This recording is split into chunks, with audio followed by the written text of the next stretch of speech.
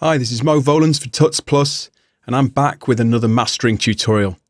It seems like I've done quite a few, but people keep asking for mastering and mastering and mastering. It's a popular subject, so I thought I'd come back and do another one. I've already covered mastering chains in past tutorials. We've looked at sort of pretty large mastering chains that have quite a few plugins in. And we've also looked at individual plugins for problem solving, for certain enhancements, specific enhancements, and really sort of fixing a specific area of your mix. So adding more sub bass or making things wider or, compressing a certain area. I thought I'd approach it from a little bit of a different angle here because I've got a mix here that's pretty much sound. You know, there's really nothing wrong with it. It doesn't need fixing. It doesn't need any specific frequencies taming. It's pretty level dynamically, so it's pretty uniform. So in this situation, I wanted to show you sort of the bare essentials, and the bare essentials not only in the plugins you can use, but the workflow you can use. So getting from the end of the mix here, let's say you just want to play it out. Let's say you want to play it out at a club, or you want to play it to some friends, or you want to play it in the car. This is probably not the advised route if you're going to release, but full release. But if you want to send it to a label or just get it out there quickly, this is a great way of approaching the mix, especially if it's one like this that doesn't need a huge amount of work. So let's take a look at the mix itself. We've got a lot of tracks. It's a busy mix, but it's pretty well put together. The original artist did a good job of producing it. So it made my job a whole lot easier because the processing was done previously. So the tracks, a lot of them are wet. There's a lot of return tracks in here. So the delay and reverbs are all set up. The relative levels really just didn't change. I just went through and checked all the files and summed the track in Logic here. The person who sent it to me was using Ableton. They wanted it summed in Logic. It's something that a lot of people like to do. I'm not going to start that conversation here though. And then I'm going to go to the mastering phase, and I'll show you that in a second. So I don't really like to master in line, as I call it. I don't really want to master in this project because there's a lot of tracks. Although this is a 12-core machine, and we've got loads of processor overhead, I just find that, even with a RAID system and solid state drives and everything else, this many tracks is going to cause us a little bit of sluggishness of the system, and it's not as snappy as I'd like it to be. So I like to bounce down, export, open a new project. And for me, this does two things. It gives you that snappiness back, but also it gives you sort of a psychological separation between this mix project and the mastering project. Okay, so you can hear it's sort of big room electro. And the levels are great. Everything's there, there's really nothing to be done, which is just a beautiful thing for a mix engineer. So let's just make sure that we've got the locators in the right place, and then you're going to bounce down. And when you do this, you want to make sure you've got the right settings. So we're going to go 24-bit. We want to make sure there's no dithering. I'm going to use an offline bounce. I'm going to turn normalize off. There's plenty of headroom on the master out, by the way. We'll just go back and quickly check that. But you can see even at the peak here, we've got a couple of dB, there's no clipping. So I double check that. So you want to make sure that that's the case. It's not going to kill the mix if there is a bit of clipping, but it's nice to have that headroom to work with. I'm working at 44.1 kilohertz, 24-bit AAF, and we're just going to bounce this down. I'm going to move away and come back with the new project, just so you don't have to watch this bounce. But obviously, if I did go to bounce it, I can bounce it to the desktop, and there it is bouncing. And I'll move away now and come back to save you some time. Okay, so here we are back with a fresh project, one audio track, and things are nice and snappy now. We're not wasting any resources with a million tracks playing back. I've got my master here, and I'm just going to drag it in to the audio track. Okay, import the audio, the tempo information. Not that it's a big deal, but if you want to do any edits, it can be useful. And let's zoom in as far as we can. And the first thing to do is just have a quick check. This is the loudest part of the track, quite obviously, but we can see that it's not clipping. We've pretty much, we're reaching more or less zero, but it's fine. We're not seeing any red anywhere. And it's nice and dynamic we've got some, we've got some dynamic range here. We've got, quite a bit of difference between the loudest part of the track and the quietest, but it's not unusual, for an EDM track. This is pretty much your standard signature, builds to a crescendo, then back down to mix out. And everything's looking healthy. So I'm happy with that.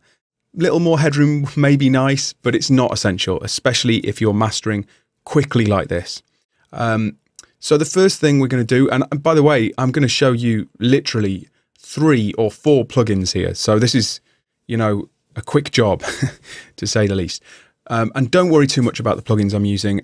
You can literally use anything similar, and we'll talk about it as we go through them. So here we are, master output. I'm leaving everything at 0, and I'm going to apply my first effect. Now, the first thing I like to do is bus compression, and I'm going to use a UAD SSL. But this SSL, I mean, literally, I've said this before, but literally, 5 or 6 companies are doing this now. So don't worry if you've not got UAD SSL. Waves do it. The cheapest one is probably this one called the Glue by Cytomic, I think. You've got the same one in Reason on the console. Native Instruments now do one. I mean, the list goes on. So find yourself an SSL bus compressor clone, or something similar, a bus compressor. And we want a low ratio, a nice easy attack. Take the release off auto. Some people like to put the release on really quick. This gives you sort of a pumping effect. If you want it to be transparent, you want to go a little slower, slow to moderate. The good thing about these bus compressors is you can't really go too badly wrong. Even with faster attacks and faster releases, they're pretty forgiving. Some mastering engineers like to put things on, very slow releases. Other mastering engineers like to put them on fast. Play with it, see what you like. And then I like to keep the ratio low, so things are nice and easy. And then we're going to start dialing in the threshold. And I tend to get about 3 or 4 decibels of reduction here at the loudest parts of the track. You can go a little further if you want it to pump, but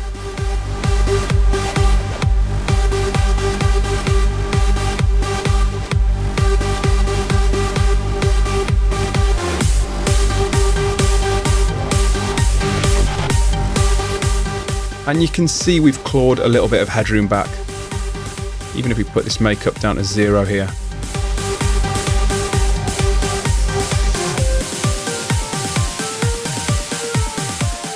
Okay, let's play that again, but with the compressor out. I'm trying to take notice of people because apparently I don't give enough time A-Bing. So here it is.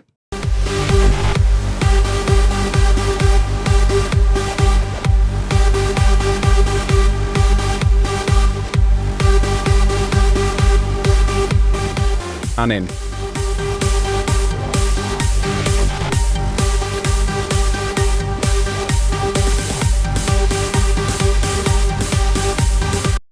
Now it's very subtle. Obviously we're losing some level because I've turned the makeup gain down. If you want to match that level, you can bring the makeup gain up a couple of decibels, or 4 decibels to be precise if you've got 4 dB of gain reduction. But it's adding a bit of cohesion, and what you'll find is that in this earliest portion of the track we'll not have as much gain reduction. We're going to have a couple of dB rather than 4 dB. What this means is that this is going to be 2 dB louder in comparison to this louder section, so it'll give us a bit of uniformity. So it'll change the dynamic range, it'll lower the dynamic range, increase the perceived volume slightly, and there's a reason that this compressor is called the Glue. It gives you that sort of glued feeling, brings everything together. It is subtle stuff.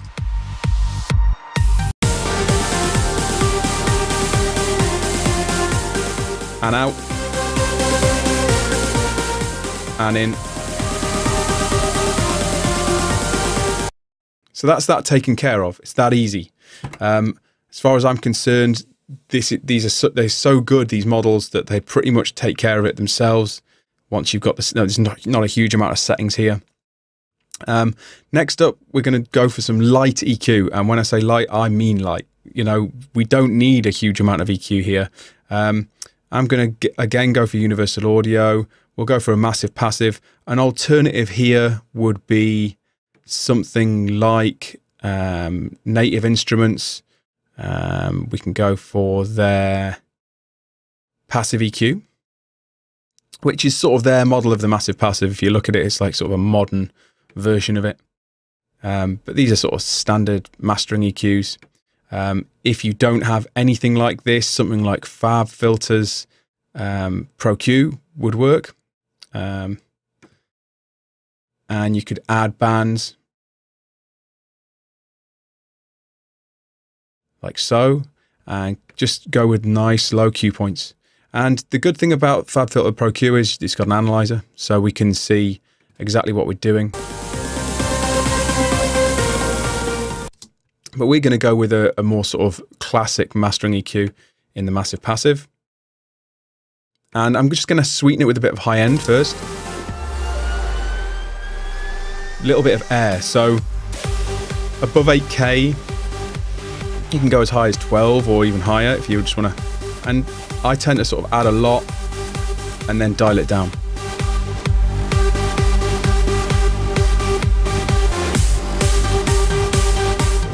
Without.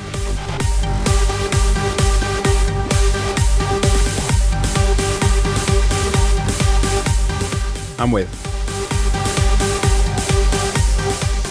And we'll do the same with a little low. I mean, you know, this is a traditional loudness or smile EQ. And I'm not suggesting this is something you should automatically do. But if the track is well balanced and it already sounds good and you're not repairing anything, adding a touch of low and a touch of high can just sweeten the whole thing. And I'm not talking about a huge amount. I'm talking about, you know, half a dB or a dB or two. So I'm going everything below, say 100. And we could maybe cut at around 300. Just to clean up some of that low mid. And I'm also going to put a high pass in at, say, 16 Hertz. This will make sure that there's no really, really low subsonics, because if there's too many extremely low subsonics, they can hit the limiter and rob you of some of that much needed volume at the end of the chain. I'm going to just knock the level down a touch.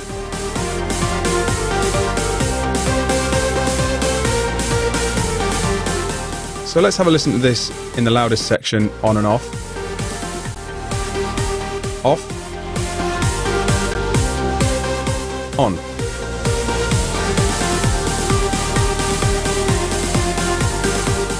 Off.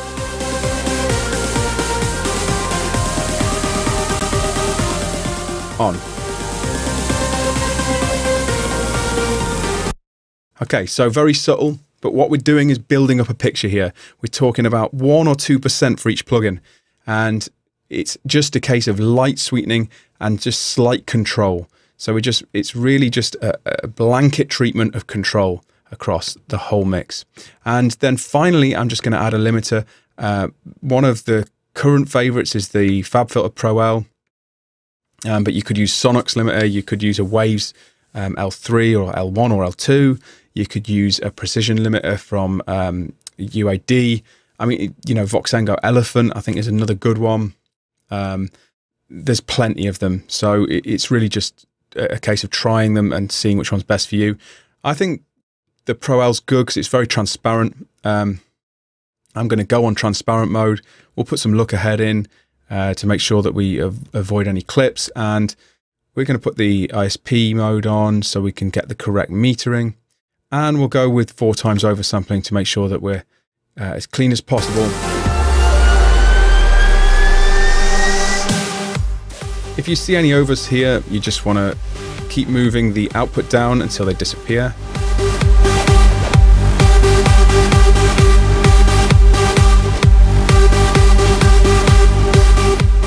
Now, loudness is a different subject. I don't want to start arguing about it, but the client that this specific track is going to likes it loud. A lot of people do, and you know, I'm not the one to argue with them. I personally don't like to deliver mixes that are incredibly loud, but if the client asks for it, you know, that's what's going to be delivered. So 8 dB RMS is loud.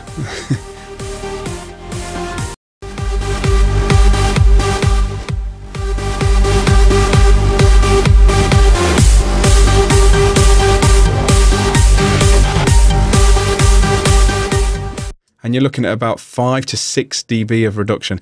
Now, personally, I prefer 2 or 3 dB of reduction, and to keep things at around minus 12 dB RMS, and just nice and easy. You know, I'm not one for having incredibly loud mixes myself for my own stuff. Some people like it loud. You know, I'm not going to argue, but that's one way to get it loud. If you've controlled those subsonics beforehand and you've evened out that that dynamic range with the bus compressor, you can get it louder, obviously. So if we have a listen to the difference.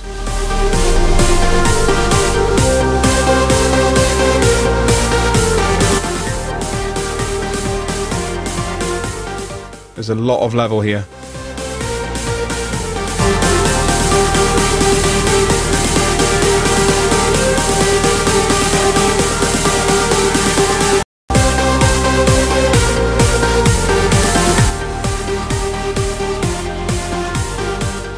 And realistically, in real terms, we're looking at a couple of decibels.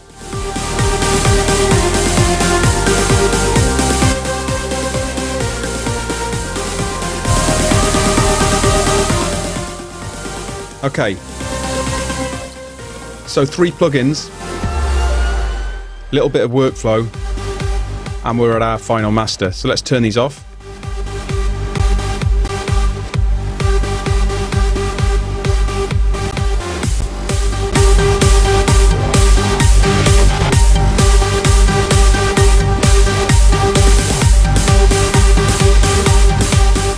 I just want to knock this down a little bit.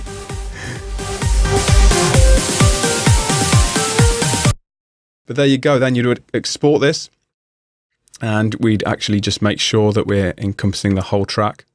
And at this point we can move down to 16-bit. We can use dithering. I'm going to use UV22HR, and if you like, you can normalize it. I'll just put overload protection only on, and you'd be ready to export. And make sure that, you know, my client likes WAV, so make sure that the format's correct, and you're ready to go. And that can be done in approximately, what, 10 minutes?